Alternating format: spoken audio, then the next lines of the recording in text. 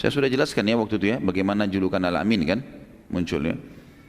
Yang jelas Nabi SAW pada saat itu beliau memiliki strategi perdagangan yang sangat luar biasa, karena beliau berdagang, mengambil barang dari orang lain, menyelesaikannya dengan cash walaupun sedikit, kemudian beliau berkeliling untuk membagikan barang-barang dagangannya.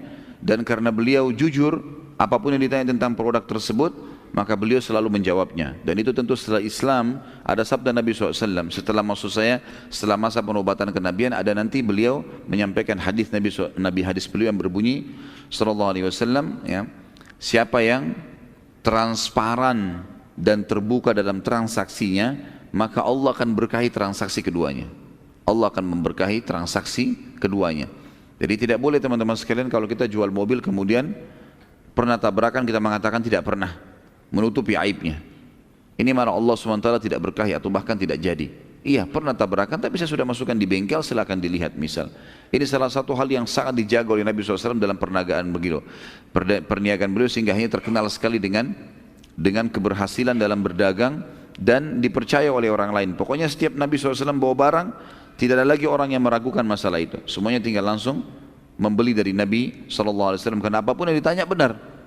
Bahkan kalau ditanya, hai Muhammad ini kualitasnya bagaimana? Oh kalau yang ini lebih baik. Oh kalau kualitas dagangannya si fulan lebih baik. Kalau saya punya nomor 2-nya atau nomor 3-nya atau lebih di bawah daripada itu. Yang jelas disampaikan apa adanya. Maka orang pun suka berinteraksi dengan Nabi SAW. Pada saat itu teman-teman sekalian, banyak orang akhirnya menambahkan modal. Seperti kita tahu kalau ada orang jujur, biasanya orang datang kepada dia, kau butuh modal berapa, bagaimana cara kerjasama, karena orang yang terkenal dengan kejujurannya. Maka banyak pedagang-pedagang Mekah yang datang kemudian menawarkan kepada Nabi SAW untuk menitipkan modal mereka. Mulailah Nabi SAW bertambah modalnya, kemudian melakukan hal yang sama. Nabi SAW dengan transparan, semua kelebihan produk, adapun kekurangannya disebutkan. Seperti ini dan seperti itu. Jadi orang jadi tambah ramai membelanjakan barang Nabi SAW. Akhirnya beliau terfikir untuk mengekspansi bisnisnya keluar dari Mekah. Pada saat itu, karena beliau menganggap Mekah sudah cukup dikuasain oleh beliau, maka beliau SAW dan melihat modal yang sangat banyak, coba mengekspansi keluar Mekah. Selama ini beliau selalu ambil dari pedagang-pedagang Mekah saja yang besar-besar. Kalau kita mungkin pemilik-pemilik perusahaan besar sekarang Nabi SAW ingin mengembangkan lebih besar lagi ke perusahaan-perusahaan lah kalau kita sekarang ya, punya perusahaan sendiri.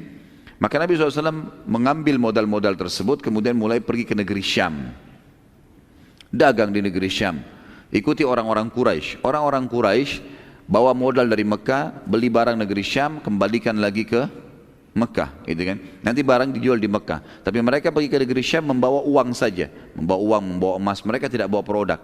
Nabi SAW waktu itu mengatur satu strategi yang berbeda. Orang Mekah belum ada yang melakukannya. Semua modal beliau dibelikan produk-produk Mekah, apa saja yang bisa dibawa dibeli oleh Nabi SAW. Semua uang itu, semua modal dijadikan benda. Kemudian beliau bawa ke negeri Syam, lalu beliau berdagang di negeri Syam, barang-barang Mekah itu. Orang-orang di negeri Syam tidak mengenal produk Mekah selama ini. Akhirnya dibelilah oleh orang Syam, dan Nabi SAW mendapatkan keuntungan. Lalu dengan uang keuntungan itu beliau beli lagi barang dari negeri Syam dibawa ke Mekah, sehingga double keuntungannya. Makin masyhurlah nama Nabi SAW. Akhirnya bergabunglah seorang wanita kaya Mekah, Khadijah radhiyallahu anha. Pada saat itu tentunya belum masuk Islam, belum ada Islam.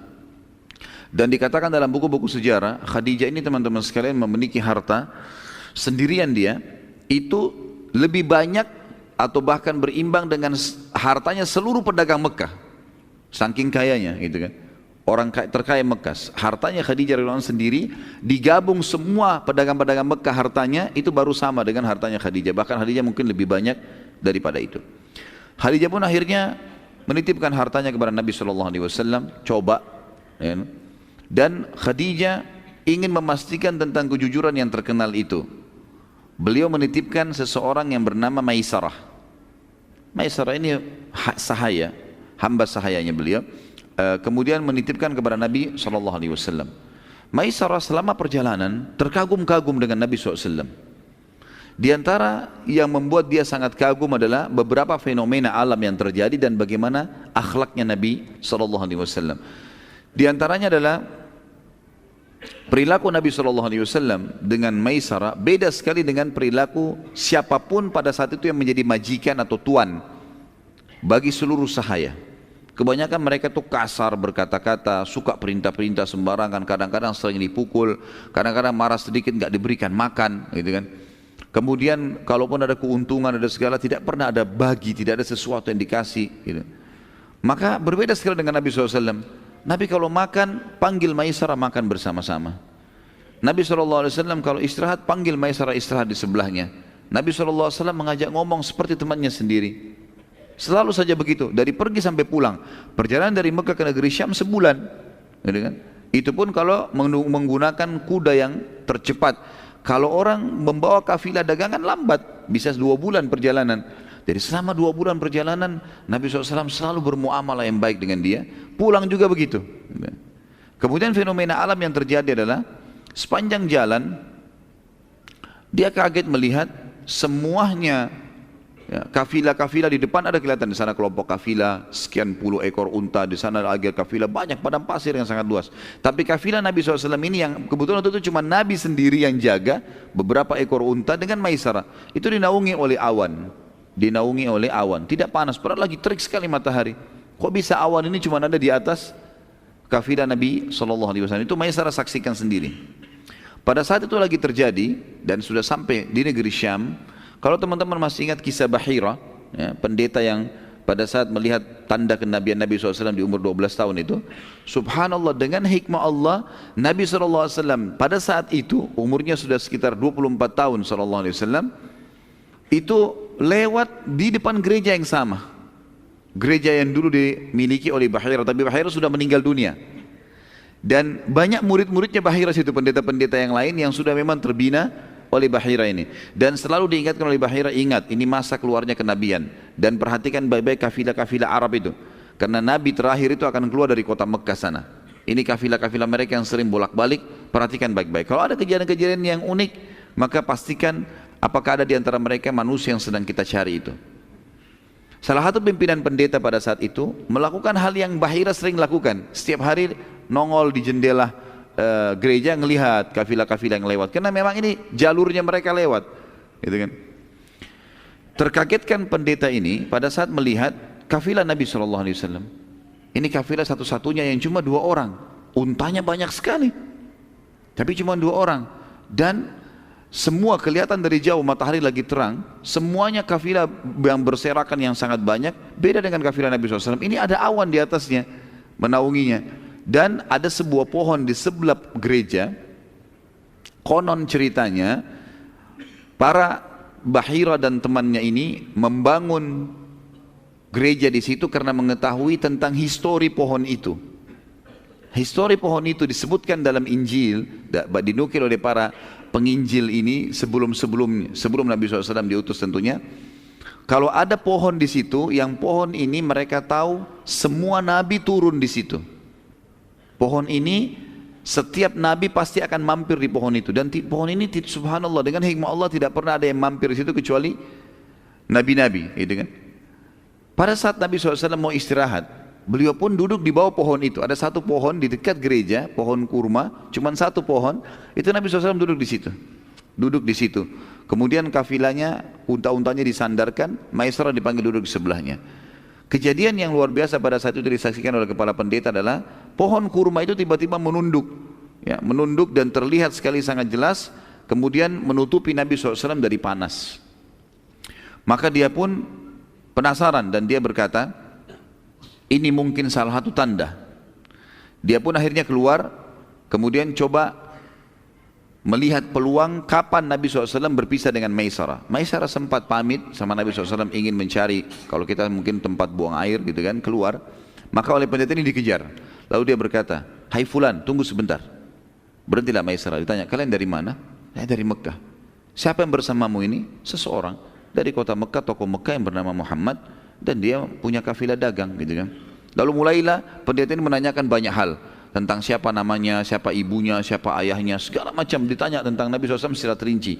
Dan semua yang dijelaskan oleh Maisarah yang dia tahu, kalau dia adalah keturunan yang baik, ibunya meninggal pada saat dia masih 6 tahun, ayahnya meninggal pada saat dia di rahim ibunya, kakeknya bina, sekarang bersama pamannya, dan seterusnya, gitu kan. Dan dia terkenal sekali dengan julukan Al-Amin di Mekah. Semua ini ciri-ciri disebutkan yang diketahui oleh pendeta ini adalah ciri kenabian. Lalu kemudian pendeta ini pun setelah pertanyaan yang banyak kepada Maisarah dan dia penasaran, maka dia mengatakan, baiklah kalau begitu, saya berterima kasih atas pendapatmu ini dan saya coba ya akan menyampaikan kepada teman-teman di dalam gereja gitu. Terus si Maisarah bilang, sebentar, boleh saya nanya enggak? Iya. Apa rahasia pertanyaan Anda tadi? Kenapa Anda bertanya seperti itu? Lalu dia mengatakan, pendeta itu mengatakan, dan ini membuat Maisarah kaget, dan nanti ini yang akan disampaikan kepada Khadijah pada saat pulang ke Mekah yang mendorong Khadijah mau menikah dengan Nabi SAW. Salah satu faktornya itu. Maka dia mengatakan, ketahuilah wahai anak muda, karena Maisarah masih muda, masih belasan tahun berumur seperti ini, di bawah sedikit dari Nabi SAW. Ketahuilah, menurut keyakinan kami dan apa yang kami dapatkan dalam Injil, tidak ada yang turun di bawah pohon ini kecuali seorang nabi, Maka ketahuilah yang sedang bersamamu sekarang adalah nabi yang sedang ditunggu. Jadi ceritanya hanya seperti itu saja, tidak ada penyampaian setelahnya seperti apa. Apakah pendeta itu beriman atau tidak? Tidak seperti kisah Bahirah. Kalau Bahirah memang dia sudah berazam, bertekad kalau memang Nabi SAW di masa kenabian dia masih hidup, dia mau beriman. Tapi pendeta ini tidak, dia kembali ke gerejanya, kemudian buku-buku sejarah menceritakan atau memutus sampai situ kisahnya, dan Nabi SAW sudah langsung pergi ke negeri Syam. Saat tiba di negeri Syam, teman-teman sekalian, Maisarah bertambah kagum lagi pada saat melihat bagaimana Nabi SAW bermuamalah dan berperilaku dengan para penduduk negeri Syam. Beliau cepat sekali berbaur, sangat supel, ya, mudah dalam membeli dan menjual. Dan ini subhanallah bagian dari syariat semua nanti setelah Nabi SAW diutus menjadi Nabi gitu kan. Sebagaimana beliau mengatakan, ya, rahmat Allah akan terkena kepada atau akan didapati oleh orang yang selalu mudah dalam bertransaksi, mudah membeli, mudah menjual. Itu adalah salah satu ciri orang beriman ya. Nah, orang beli ya sudah, orang nawar ya sudah, mudahin. Yang penting memang dia tidak dirugikan gitu. Bukan orang yang sudah tahu ada keuntungan masih ditekan supaya mendapatkan keuntungan yang lebih. Enggak ada seperti itu. Samhan kata Nabi SAW. Samhan idza ba, samhan idza syara. Ya, dia sangat mudah untuk bertransaksi, menjual dan membeli, semuanya dimudahkan oleh dia. Maisarah melihat itu. Dan Nabi SAW tidak bukan cuma itu. Beliau setelah dapat keuntungan, disimpan di tempat yang aman, Nabi SAW selalu mengeluarkan dan keliling mencari orang-orang fakir di negeri Syam, kemudian membagi-bagikan buat mereka. Kemudian Nabi SAW juga selalu berusaha untuk menguasai seluruh pasar tanpa letih. Beliau keliling ke seluruh pasar lalu menawarkan produk-produknya tanpa letih. Ini nolak, dia pergi ke tempat yang lain. Ini nolak, dia pergi ke tempat yang lain. Sampai akhirnya terjadi transaksi. Dan subhanallah, di hari Nabi SAW tiba, seluruh produk Mekkahnya habis. Seluruh produk Mekkahnya habis dalam satu hari. Karena Nabi SAW keliling, ya, senyum dengan orang, ramah, mudah. Orang mentransaksi, beli ini berapa, sekian harganya, sekian saja, ya sudah, gitu loh. Dimudahin sama beliau. Maka habis produknya pada hari itu, sallallahu alaihi wasallam. Di hari kedua, beliau sudah bisa membeli barang dari negeri Syam. Dan pada saat beli, karena kemarin dia sangat supel dengan orang-orang sallallahu alaihi wasallam, maka orang-orang pedagang-pedagang di pasar juga memudahkan dia pada saat transaksi. Jadi orang-orang Syam pun pada saat mengatakan Nabi SAW tawar, kain ini berapa? Sekian. Baiklah, bisa saya beli sekian? Enggak bisa, silahkan ambil uangnya. Langsung saja. Maka di hari kedua saja Nabi SAW sudah berhasil membeli seluruh produk yang dibutuhkan dari uang yang ada. Sehingga kafilah Nabi SAW lebih dulu kembali ke Mekah. Dan ini tidak pernah terjadi dalam kafilah-kafilah Quraisy, karena mereka selalu tinggal di negeri Syam lama. Mereka duduk-duduk dulu, mereka mabuk-mabuk, mereka bermain perempuan, mereka segala macam, sudah menjadi tradisi jahiliyah. Kemudian nanti mereka sudah 2 minggu, 3 minggu baru mereka balik ke Mekah, gitu kan. Jadi pelan-pelan mereka berdagang. Nabi SAW tidak, cepat bekerja dan cepat juga menyelesaikannya, selesai mengeksekusinya. Pulanglah Nabi SAW bersama Maisarah menuju ke Mekah. Pada saat tiba di Mekah, karena kafilah-kafilah dagang Quraisy belum tiba, dan sudah menjadi tradisi juga di Mekah teman-teman sekalian, kalau ada kafilah datang, maka ada orang-orang tertentu, penjaga-penjaga pintu gerbang Mekah itu mengiklankan dengan suara keras, wahai Quraisy, kafilah dagang ada yang datang gitu. Maka orang-orang Quraisy pada ngumpul. Jadi sebelum masuk pasar mereka sudah keroyokin tuh apa yang mereka mau beli di situ. Ada yang sisa baru dijual di pasar. Kafilah Nabi SAW datang, dan ini bukan waktu datangnya kafilah Quraisy. Waktunya sudah mereka tahu lah, sekian waktu datang kafilah, baru mereka datang. Mereka kaget, kok ada kafilah datang nih. Kemudian mereka datang, gitu kan?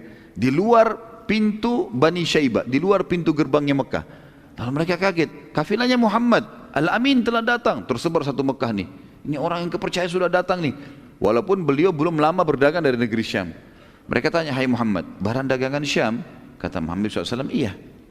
Boleh kami transaksi? Silahkan. Mulailah mereka memilih produk yang mereka mau. Ini ya Muhammad berapa? Sekian. Baiklah, bisa sekian? Silahkan. Dihabisin.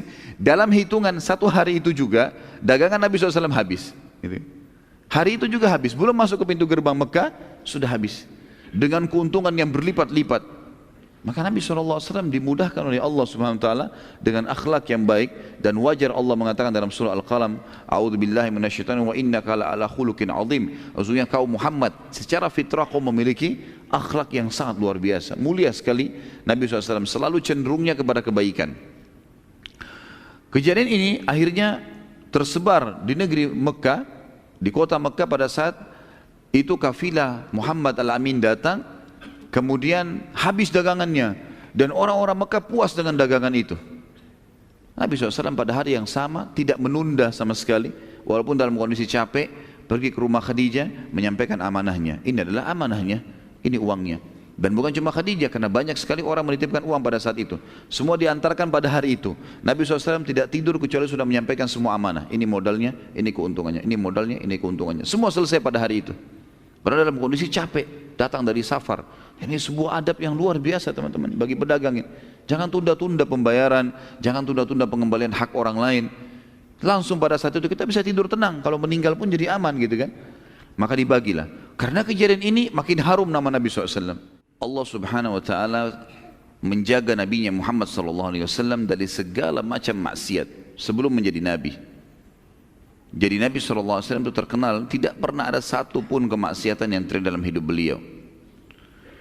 Seperti misalnya, ada satu tradisi buruk orang-orang Quraisy zaman jahiliyah dulu, dan saya melihat ini masih terjadi sekarang ya. Pada saat ada acara perkawinan, mereka seringkali mendatangkan wanita-wanita, penari, penyanyi, yang memamerkan auratnya, ya, melantunkan suaranya yang menjadi fitnah bagi kaum laki-laki. Dan ini terjadi di zaman jahiliyah. Bahkan penyanyi-penyanyi dan penari itu menjadi orang-orang yang sangat kaya, karena dibayar mahal. Nabi SAW waktu lagi mengembala kambing, dan beliau dari kecil tidak pernah ikutin acara seperti ini. Sempat teman-temannya datang dan menceritakan, hai Muhammad, acara perkawinan di Mekah ini penuh dengan begini dan begitu, makanan, minuman, dan terakhir disebutkan wanita-wanita yang menari-menari dan seterusnya. Kemudian Nabi SAW mengatakan, saya tidak pernah tahu itu dalam kehidupan saya, tapi saya coba ingin mengetahui bagaimana keadaannya. Ini belum sebelum jadi Nabi ya. Maka Nabi SAW pun berkata pada teman-temannya, maukah kalian bersedia untuk menjagakan gembalaan saya ini, dan saya ingin melihat apa yang sebenarnya kalian ceritakan itu. Bukan niatnya mau lihat wanita-wanita penari saja, tapi ingin mengetahui, bukan itu target, tapi ingin melihat secara umum acara ini. Subhanallah, baru saja Nabi SAW niat begitu, tiba-tiba beliau mengantuk berat, kemudian beliau tertidur. Tidak bisa, tertidur. Hari kedua, tertidur lagi. Hari ketiga, tertidur lagi. 3 hari berturut-turut Nabi SAW ingin melihat bagaimana pesta perkawinan orang-orang Mekah. Beliau selalu tertidur, dan ini disebutkan dalam sebagian buku-buku sirah, tidak semuanya. Dan ini menandakan Allah Subhanahu Wa Taala menjaga, dan setelah itu tidak ada satupun ya, atau tidak lagi Nabi SAW ingin mendatanginya. Beliau mengatakan di dalam dirinya sendiri, kalau memang sudah 3 kali saya tertidur, berarti menandakan ini tidak boleh saya melihatnya. Sudah Nabi SAW tidak pernah lihat. Di antara hal yang lain teman-teman sekalian, tradisi jahiliyah, Amr bin Luhai yang dulu saya pernah sebutkan, dia mendatangkan patung di Mekah, dia menerapkan beragam macam peraturan. Ada salah satu peraturan yang kita tidak bisa juga bahasakan itu unik ya, tapi buruk ya. Peraturan itu adalah orang-orang Mekah disuruh menjahit baju-baju khusus untuk tawaf. Khusus untuk tawaf. Dan nanti berkembang, siapapun yang masuk ke Mekah disuruh untuk membeli dan memakai baju hasil buatan masyarakat Mekah. Karena peraturan ini, berkembanglah sebuah ide lagi. Kalau seandainya orang-orang yang tidak mampu beli baju dari orang Mekah, maka tawafnya telanjang. Tawafnya telanjang, gitu kan? Sampai juga masalah di Mekah mereka menjadi hal yang biasa sekali telanjang, karena di Ka'bah saja mereka bisa tawaf sambil telanjang, apalagi kalau di luar kota atau di luar Ka'bah di dalam kota Mekah itu sendiri.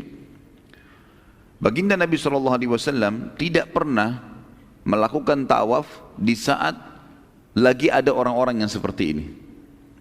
Dari zaman beliau sebelum dinobatkan menjadi Nabi, beliau tidak pernah secara khusus melakukan perbuatan-perbuatan tersebut, dan ini disebutkan oleh para ahli sejarah. Dan perlu teman-teman tahu, tawaf telanjang di Mekah ini terjadi sampai tahun 9 Hijriah.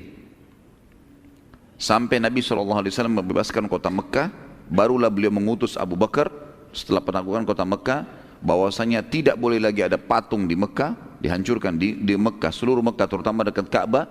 Setelah Nabi SAW hancurkan 360 sekian patung, kemudian juga tidak boleh lagi ada yang tawaf telanjang di sana. Dan Nabi SAW sama sekali tidak pernah menyaksikan hal tersebut. Sampai tradisi kaum laki-laki di Mekah dulu teman-teman sekalian, kalau pakai baju itu menggunakan izar tanpa rida. Izar itu maksudnya bagian bawah, kayak kita sarung atau celana. Dan bagian atas mereka tidak pakai baju biasanya. Artinya kebanyakan tradisi orang seperti itu. Kalaupun ada orang yang kaya raya punya kelebihan, baru dia menggunakan baju bagian atasnya, gitu. Salah satu tradisi mereka adalah kalau mereka saling gotong royong mengangkat barang, batu misalnya, mau gotong royong untuk membangun sebuah tempat, maka supaya pundaknya nggak luka, mereka mencabut izarnya, sarung bagian bawahnya, itu sampai auratnya kelihatan, kemudian meletakkan di punggung untuk meletakkan batu, dan mereka tidak menganggap itu aib.